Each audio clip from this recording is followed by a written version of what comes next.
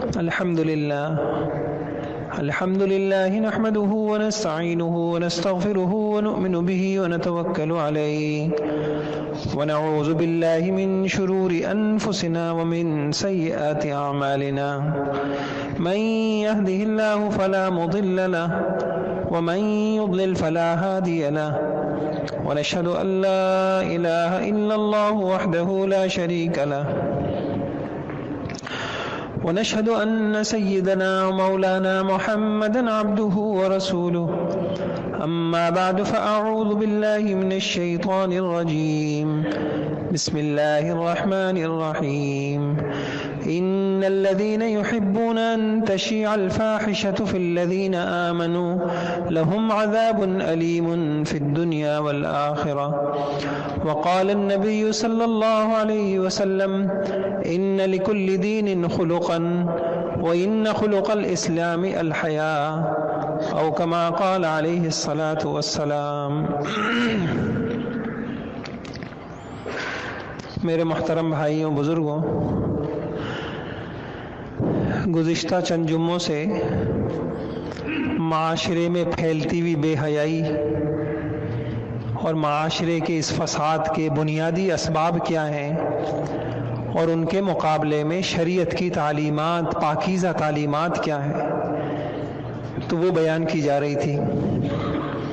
گزشتہ جمعے ایک سبب بیان کیا تھا، آج دوسرا سبب عرض کرتا ہوں۔ معاشرے میں بے حیائی کا بہت بڑا سبب وہ مردوں اور عورتوں کا آزادانہ اختلاط ہے، لڑکوں کا لڑکیوں کا آپس میں میل جول، اور وہ اختلاط جس کو شریعت گوارا نہیں کرتی، اللہ رسول گوارا نہیں کرتے۔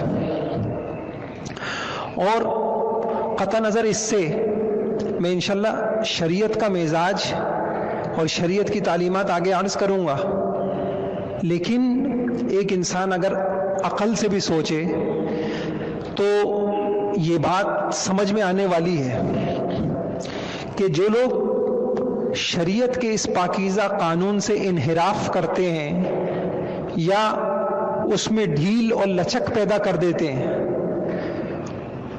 اور اس کے نتیجے میں ان کے گھروں میں اور ان کی تقریبات میں مردوں عورتوں کے اختلاط کو گوارا کر لیا جاتا ہے، یہ کوئی ایشو نہیں ہوتا، اور ان کی تقریبات میں یا آپ دیکھیں پارکوں میں، ہوٹلوں میں، ورزش کلبوں میں، دفتروں میں، آفسوں میں مرد عورت آپس میں مل رہے ہیں، اس کا نتیجہ کیا نکلتا ہے؟ تو دیکھیے علماء نے کہا کہ اس کا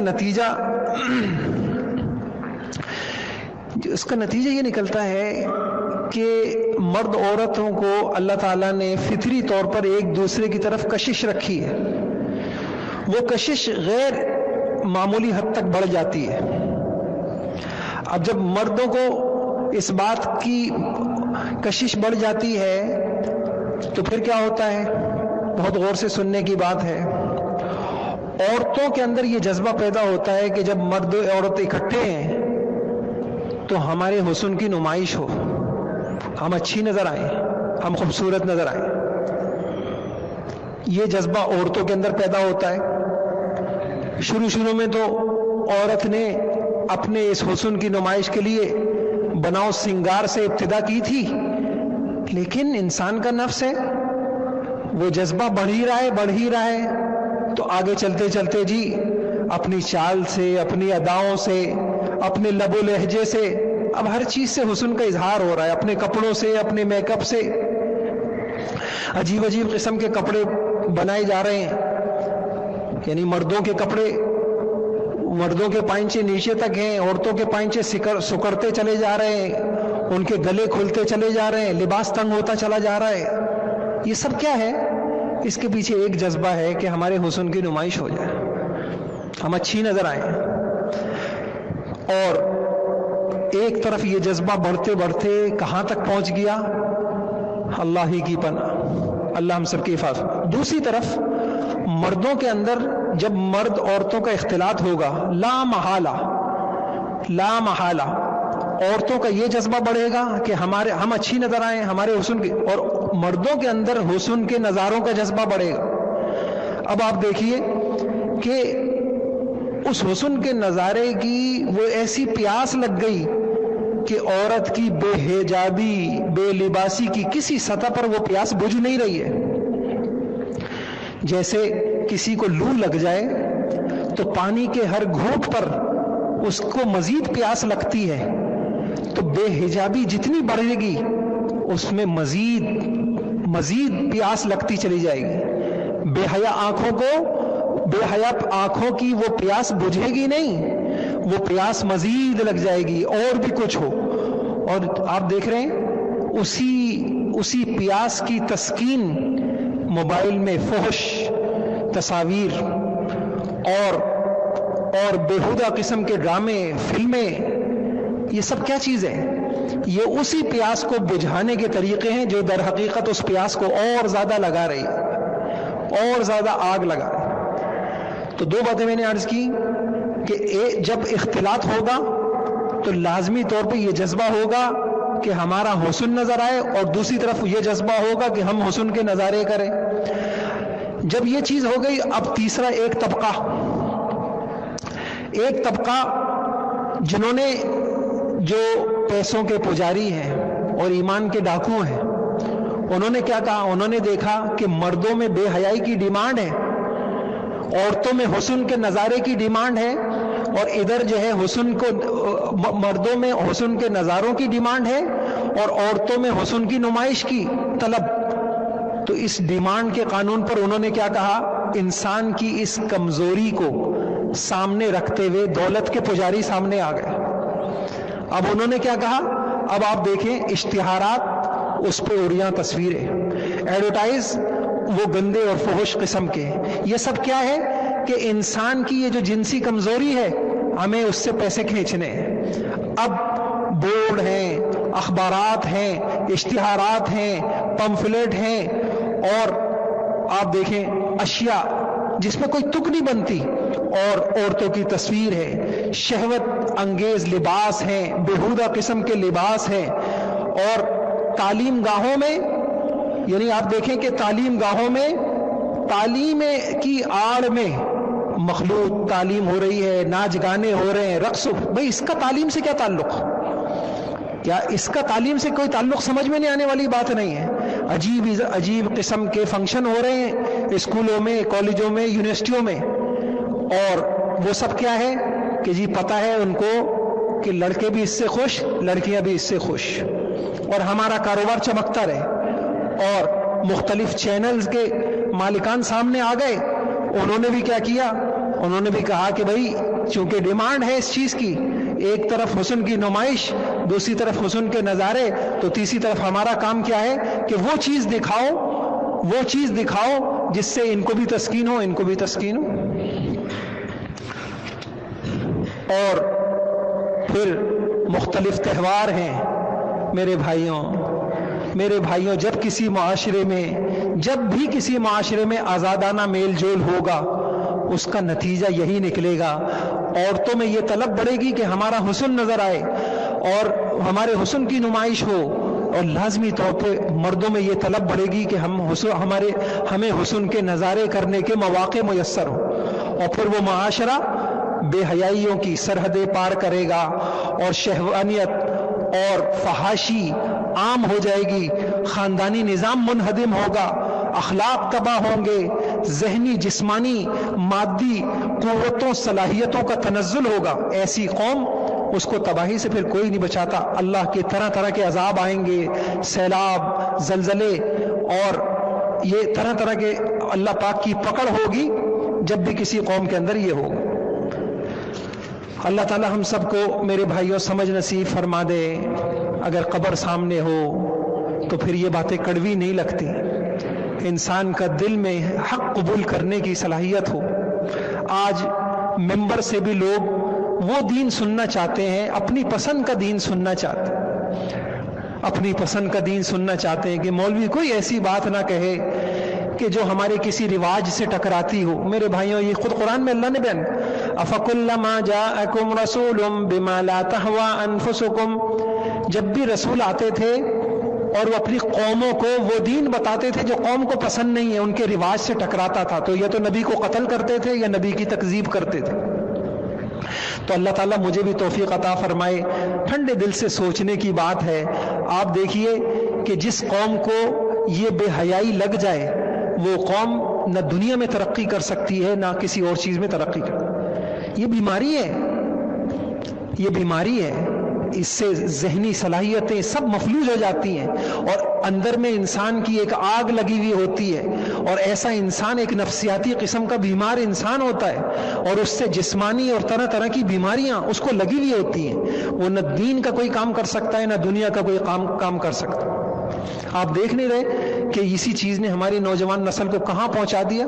आप खुद, मैं नहीं कह रहा यहां बैठ के, आप जाके पूछिए कि हमारे बच्चे बच्चियां नशे की लत में पड़ गए हैं, अच्छे अच्छे घरानों की, और हमें आंखें खुली रखनी चाहिए भाइयों।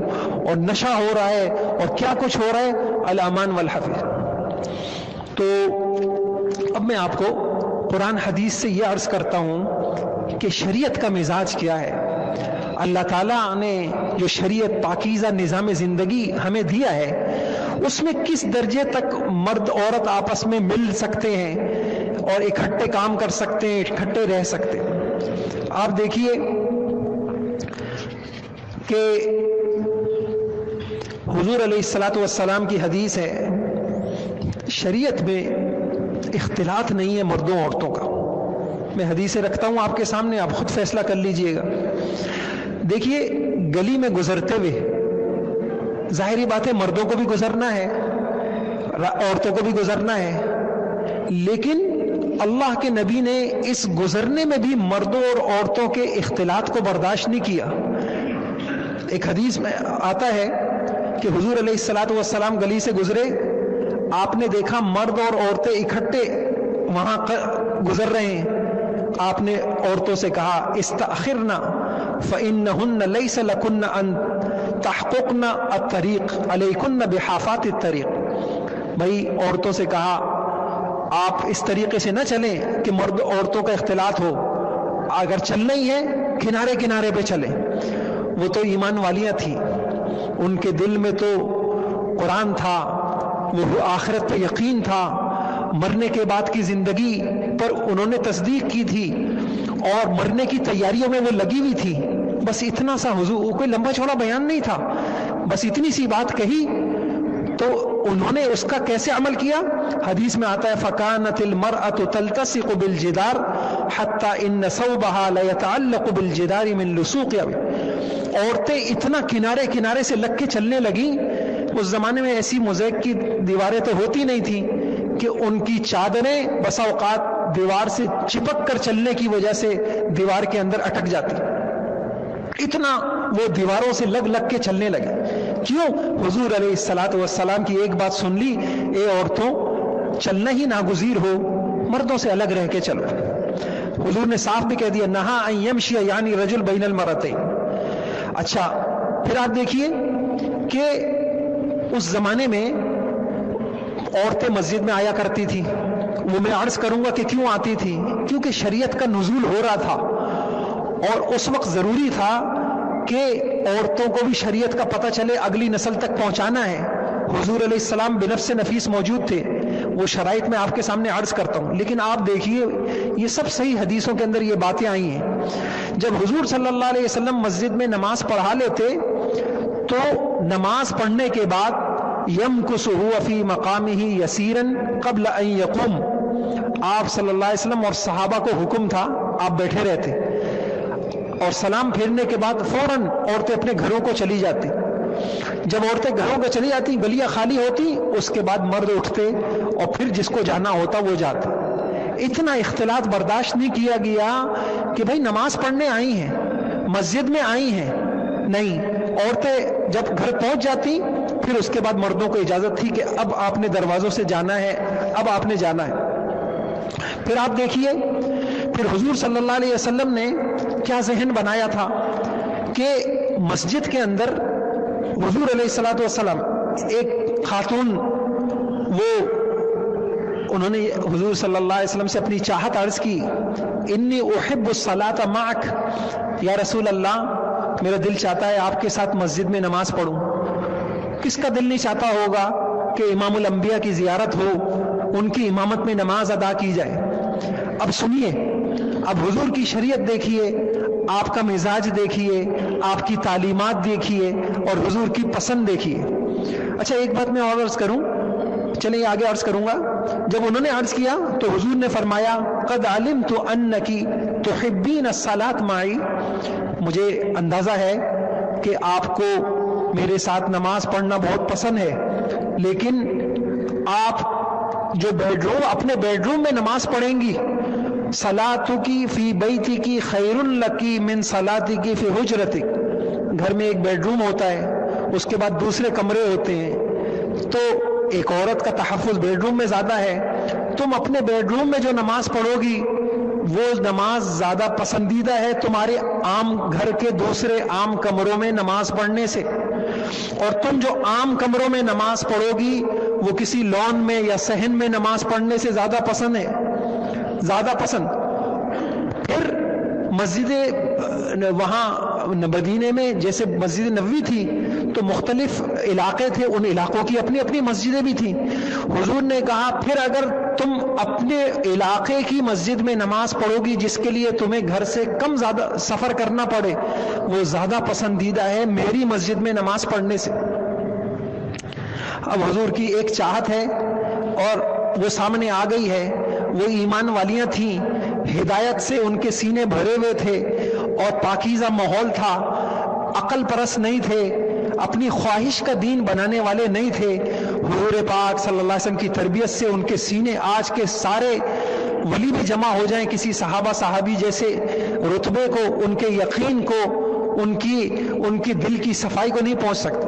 بس اتنی سی بات سنی تو ان صحابیہ نے اپنے گھر میں کوٹھری بنائی اور ایک اندر کا کمرہ بنایا اور اس کو اندھیرے میں کر کے جب وہ نماز پڑھتی تو اس کے اندر نماز پڑھتی کہ اللہ کے نبی نے کہہ دیا ہے کہ وہ نماز جو تمہارے گھر کے اندر نماز پڑھی جائے گی وہ زیادہ پسندیدہ ہے۔ حضرت عائشہ رضی اللہ عنہ کی حدیث ہے، حضرت عائشہ رضی اللہ تعالیٰ نے فرمایا اپنے دور میں لو ادرک رسول اللہ ما احدث النساء، اگر حضور آج کا دور دیکھ لیتے تو حضور عورتوں کو بالکل صاف منع کر دیتے کہ اب مسجد میں آنے کی ضرورت نہیں ہے، گھر کے اندر نماز پڑھو۔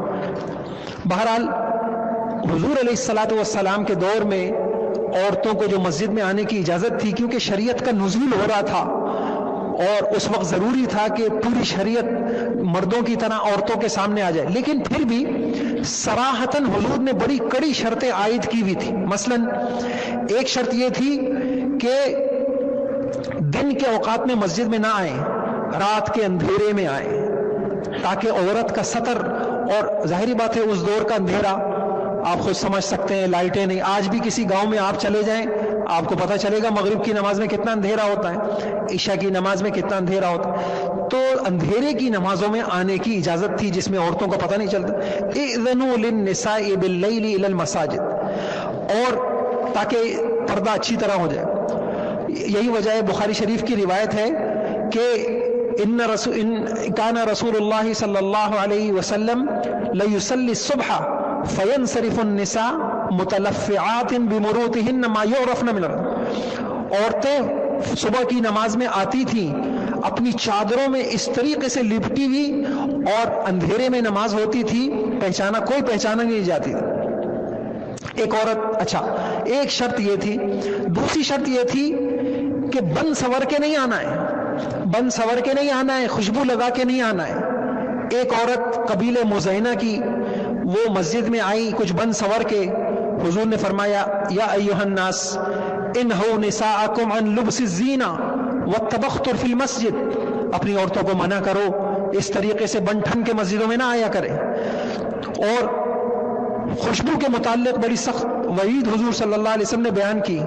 پھر عورتوں کی صفوں کی ترتیب رکھی، مرد ہوں گے، بچے ہوں گے، عورتیں بالکل پیچھے ہوں گی، اس نمازوں کے اندر بھی اختلاط نہیں ہوگا۔ اب آپ دیکھ رہے ہیں نمازوں کے اندر اختلاط نہیں ہوگا۔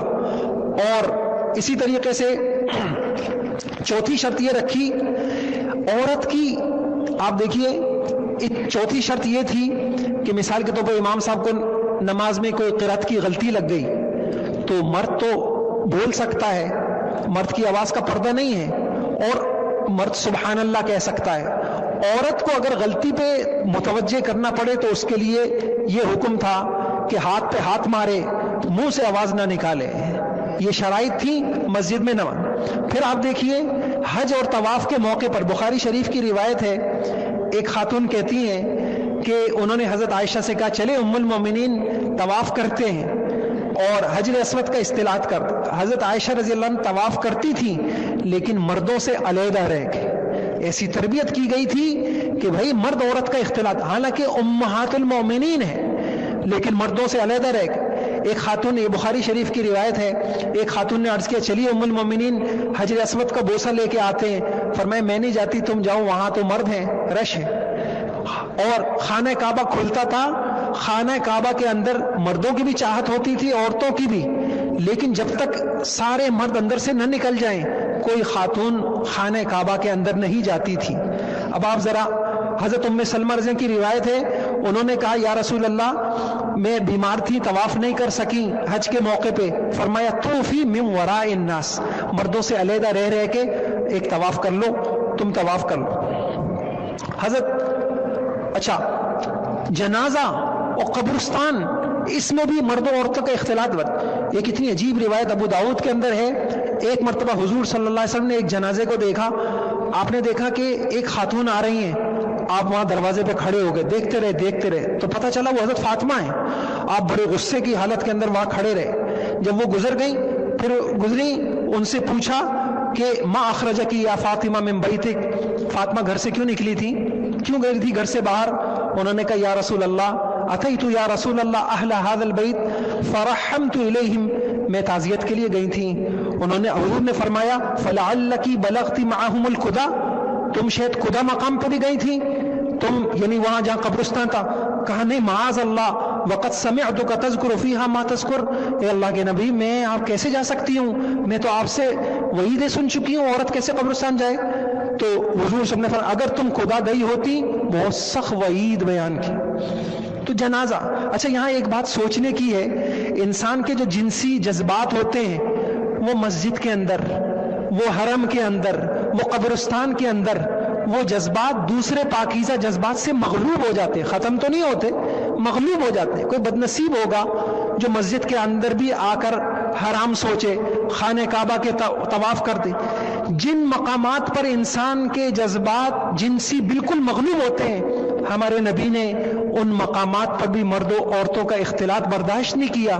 फिर पार्कों में, होटलों में, तालीम गाहों में और तकरीबात में कैसे शरीयत बर्दाश्त कर सकती है कि मर्द हों, औरतें हों, कहके लग रहे हों, हंसी मजाक हो रहा हो और दुनिया की फहाशियां हों, ये कैसे हमारी शरीयत। मेरे भाइयों ये इस्लाम नहीं हो सकता। ये हुजूर की मेहनतों को पानी फेरना है, ये हुजूर अलैहिस्सलातु वस्सलाम को अजियत देना है। हम किस मुंह से हुजूर के सामने जाएंगे। तो अल्लाह के वास्ते अल्लाह ताला मुझे भी तौफीक अता फरमाए, आपको भी तौफीक अता फरमाए।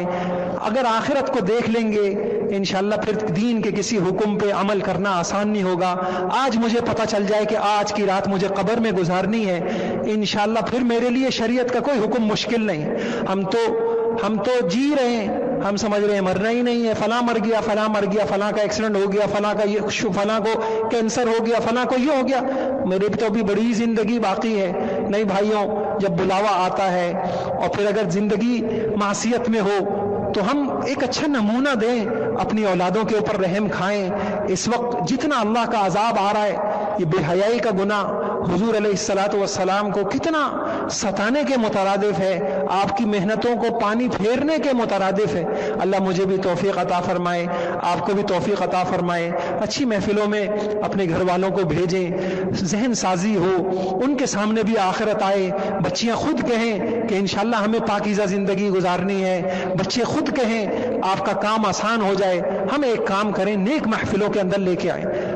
आपकी मस्जिद में भी माशाअल्लाह यहाँ मुख्तलिफ तालीमी सिलसिले होते हैं, एक नया सिलसिला भी यहाँ नमाजों के से मुताल्लिक शुरू है। एहतिमाम से अपनी ख़वातीन को भेजें, इंशाअल्लाह अच्छी चीज़ें पैदा होंगी, हमारा दीन पे चलना आसान होगा। व आखिर दावाना अल्हम्दुलिल्लाह।